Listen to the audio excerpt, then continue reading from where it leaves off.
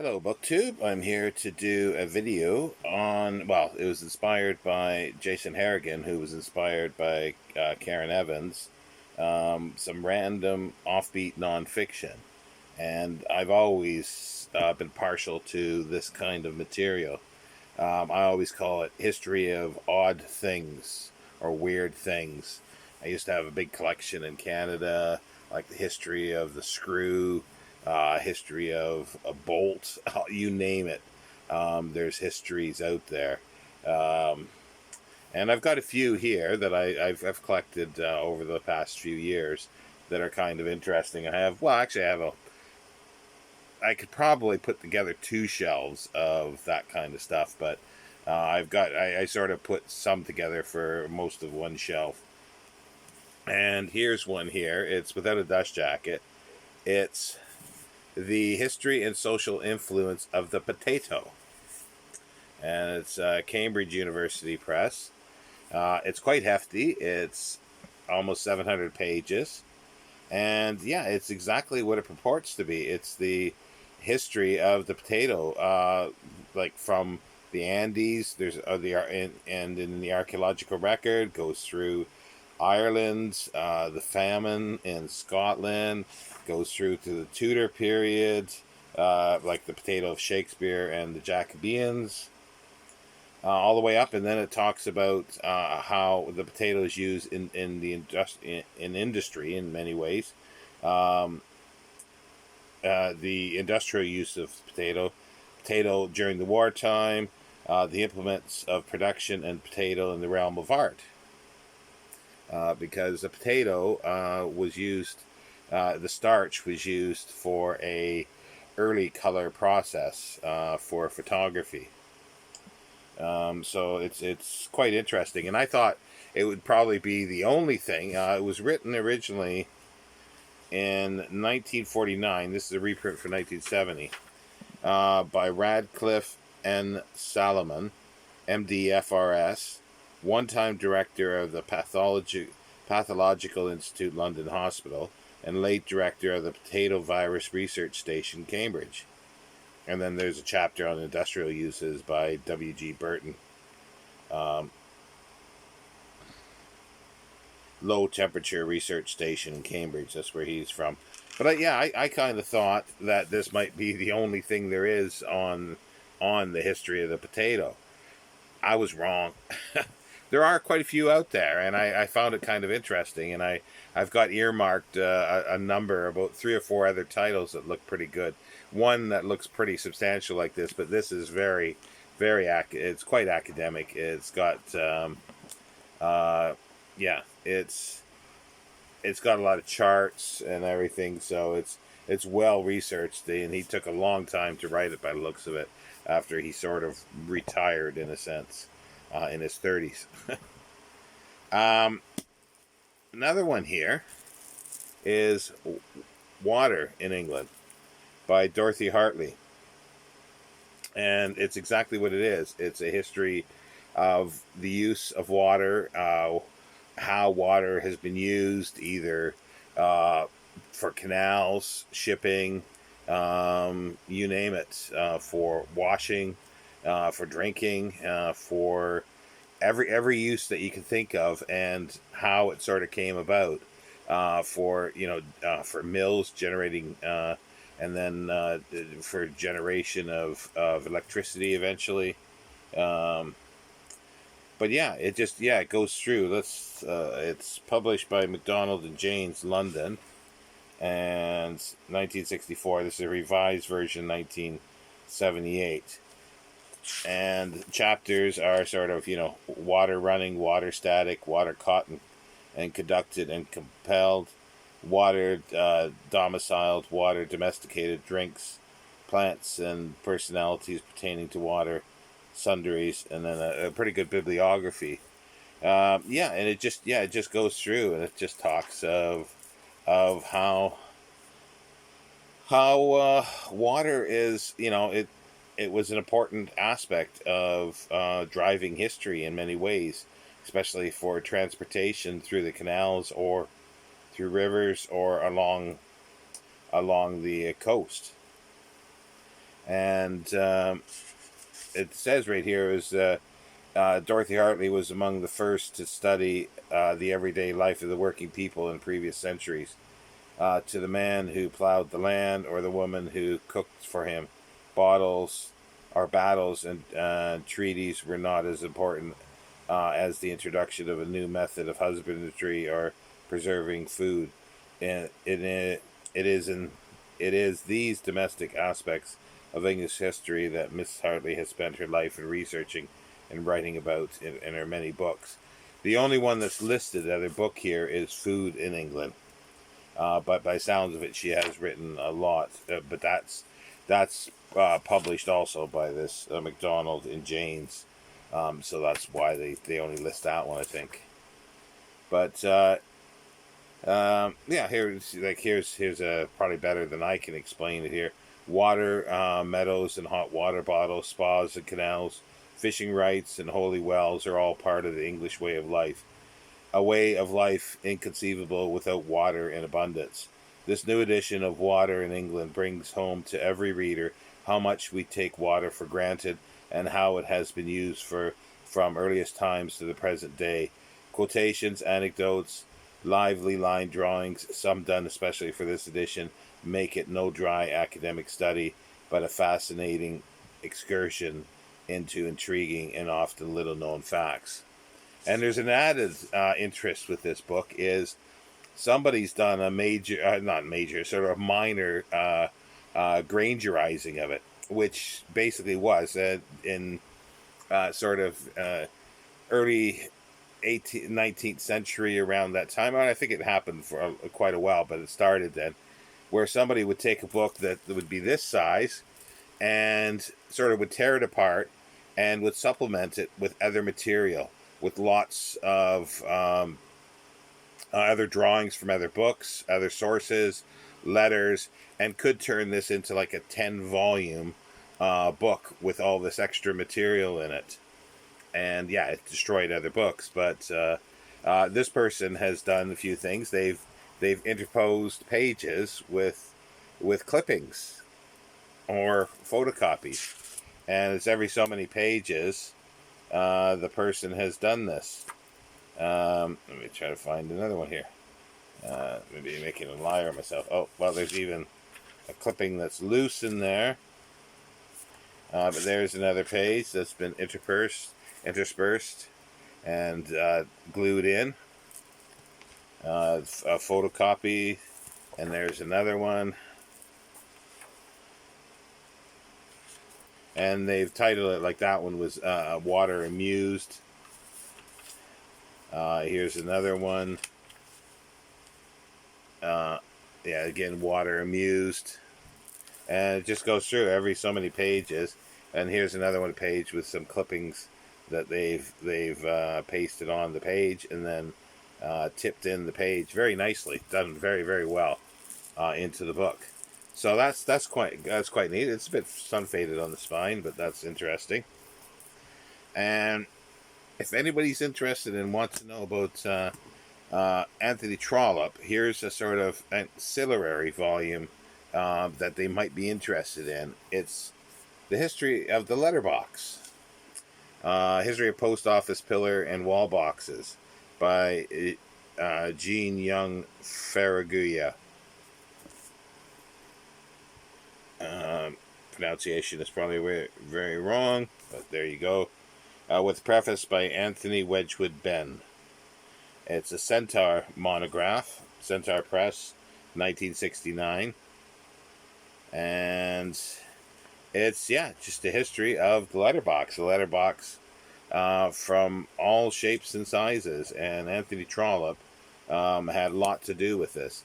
And it's just chock full of stuff. It's like if you wanted to, you could go on a scavenger hunt of, at the time, it says in 1936, Edward, like it lists all where the boxes are of that was designed by a certain person. This is where they were sitting. And then there's something. Let's see, I'm trying to find it here. Oh, there's the designs. The designs, what they look like. There's one here. 19. I thought it said 1964. Well, what date was this? Yeah, 69. So yeah, there is a listing here of in London where you can go and almost, if you want to, like train spotting, but letterbox spotting in London with the uh, postcodes. And of course, I can't find it. All it's popping up is the 1936 list there. I'm sure it was in. Yeah, here it is. Here, the pillar. It's called the Pillar Box Treasure Hunt, 1964, and yeah, it's just page after page of like SE 25 Selhurst Road, SE 23 202 Devonshire Road, uh, Bournemouth, Grove Road, and Merrick Road. Exactly where all these pillar boxes were. So if you're actually writing something as well, set in Bournemouth, you can have the person go and post a letter in a pillar box at that address at the crossroads there, and it'd be authentic. So that's really cool. Here's another one. I have not read it all the way through, but it's quite intriguing. I've read bits of it. It's Cheek by Jowl. It's a history of neighbors by Emily Cockayne. And she does exactly that. She talks about how the changing sort of face of British society and how houses were built, how close they were, and through different periods, and how sort of how close you're to neighbors, how far away you're from neighbors. Um, Here's the contents. It's like becoming neighbors 1200 to 1699, terrace neighbors 1700 to 1839, face to face, side by side in the back to backs 1840 to 1889, suburbia grows up 1890 to 1980, 70 detached, semi-detached neighbors 1919 to 1944, a separate house for every family 45 to 69. So yeah, it goes on how close you were and everything, and sounds like she's written another interesting one here. Hubbub, filth, noise, and stench in England. That sounds very intriguing. This one, though, the Cheek by Jowl, is the Bodley Head, uh, 2012. I got that as a remainder, and I thought that was very interesting. This one is very cool. It's called Scapegoat. It's basically a history of blaming other people, and it's through, like, you can see it. He pulls stuff from the Bible, religious, here's the sort of styles of scapegoating that he has for chapter titles. Where the word scapegoat comes from: the ritual scapegoat, the king of the scapegoat, the Christian scapegoat, Christ the scapegoat, the Jewish scapegoat, the sexual scapegoat, the literal scapegoat, the communist scapegoat, the financial scapegoat, the medical scapegoat, the conspiracy theory, Alfred Dreyfus, and the psychology of scapegoating. So it's short, but it's quite interesting. It's just over 200 pages.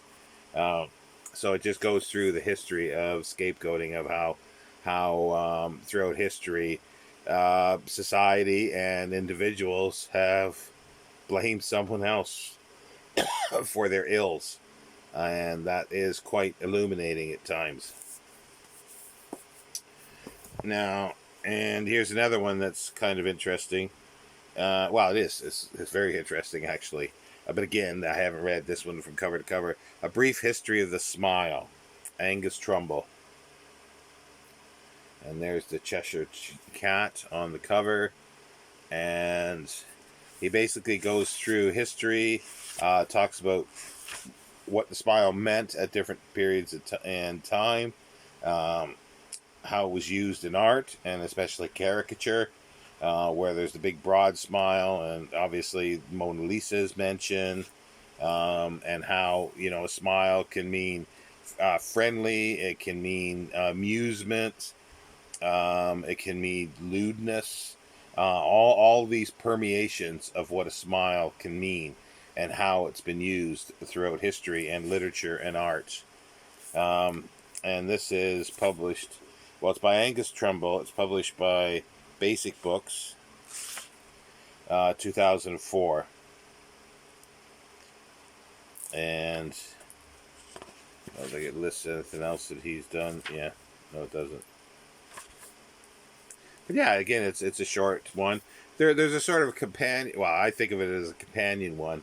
I never picked it up. I was too late to get it as a remainder. It was History of the Kiss, which would be very similar. And um, I got a few more minutes. I'll show a couple others.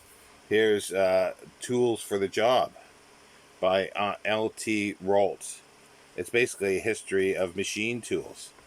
A short history, he calls it. It's a B.T. Batsford book, and it just goes through the manufacture of tools and those who made them.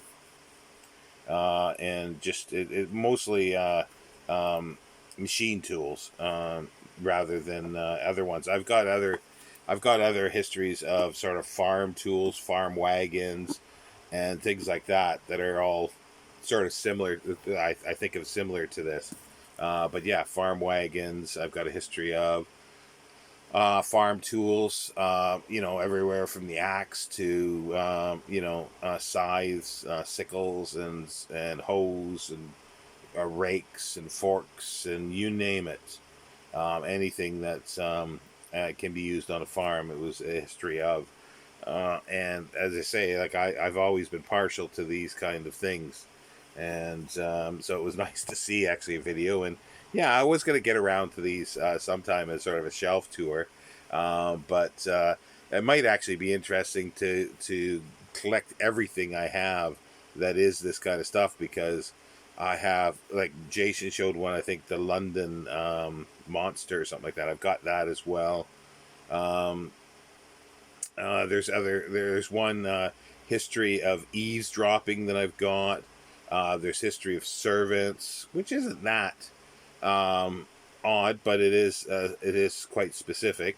History of shop clerks. Um, got a history of prostitution. History of clothing, has it appeared in the arts, or lack of clothing, in painting. History of the penny stamp. Let's try to think what other history of noise. Like it could go on and on and on. There's so many subjects that are just so interesting, and with a good writer, they will bring in, he or she will bring in sort of the social aspects of various times of how that thing or idea has worked. Like I got one that's a history of idiocy, you know, and there's which I want to get. It's by Catherine, I think Catherine Arnold. It's called Bedlam. It's basically history of the mad of London, and it's mad. And yeah, and it just there's specific histories that are just so interesting. But anyway, thanks, Jason, for prompting that. I hadn't got around to watching Karen's until after watching yours. It's just I'm way behind in watching videos, so I've been slowly catching up. So I went back quickly to watch that one, and yeah, so it'd be nice if anybody else would like to do it. That'd be cool to see. I will leave links to Jason's video and Karen's and Jason's video in the description. Anyway, I'll leave it there, BookTube, at just 20 minutes, and I'll see you next time.